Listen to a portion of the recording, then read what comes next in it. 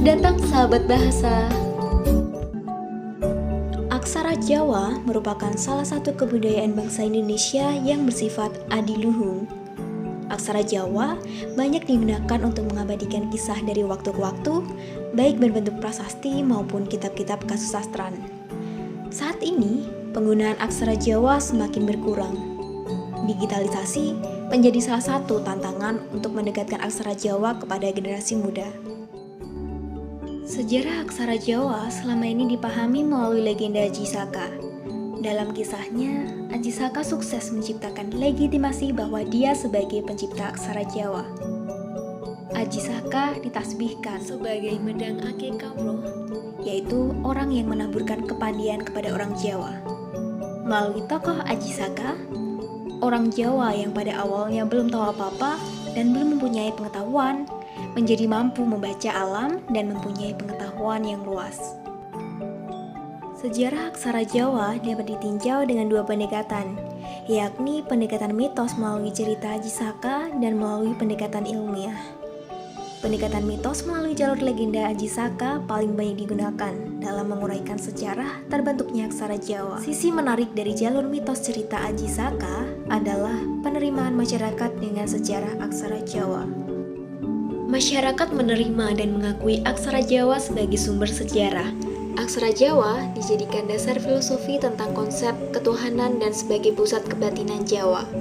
Sehingga, aksara Jawa mencerminkan proses manusia Jawa dalam memahami hubungan dengan lingkungannya, yakni Tuhan dan alam semesta, serta menyadari kesatuannya.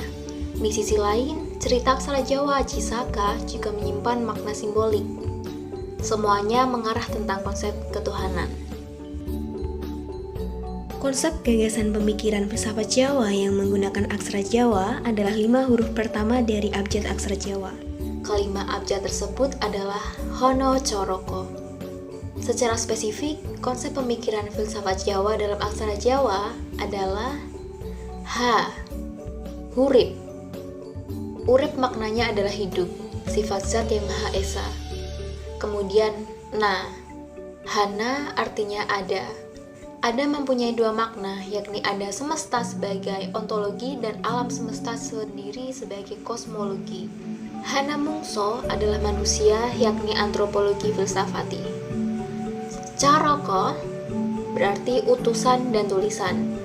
Co adalah cipto, pikir, nalar, akal, atau dalam bahasa Inggrisnya thinking.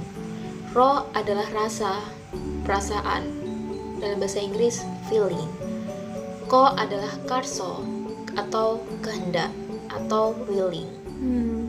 Berapa banyak ya jumlah huruf dalam aksara Jawa? Suku kata dalam filsafat keaksaraan huruf Jawa sebanyak 20 macam dengan sistem silabik. Perwujudannya merupakan perubahan dari huruf Devanagari atau Sanskerta dan huruf Pallawa atau huruf Jawa yang lebih tua. Secara evolutif, berbentuk motif papa atau persegi, bunder atau bulat, ataupun lancip atau runcing. Pallawa adalah nama dinasti yang berkuasa di wilayah Asia Selatan. Dinasti inilah yang menciptakan aksara Pallawa. Aksara Jawa yang kita kenal sekarang ini merupakan perkembangan dari aksara Pallawa. Sampai jumpa di Bisita selanjutnya. Utamakan bahasa Indonesia, lestarikan bahasa daerah, kuasai bahasa asing. Salam literasi.